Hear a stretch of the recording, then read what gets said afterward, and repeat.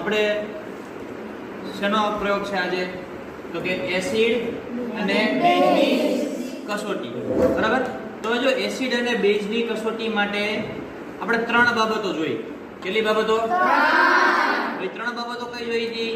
તો કે એક તો તમે લિટમસ પેપરની મદદથી કરી શકો, બીજું હળદર પત્રની મદદથી કરી શકો, અને ત્રીજું જાસૂદના ફૂલની મદદથી કરી શકો.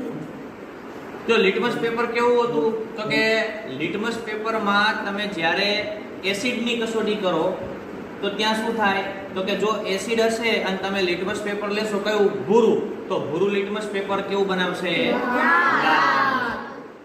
હવે જો તમે બેઝ લેશો તો બેઝ માટે તમે લાલ લિટમસ પેપર ઉપર જ્યારે બેઝ મૂકો છો તો ત્યારે કેવું બને છે? ભૂરું બને છે.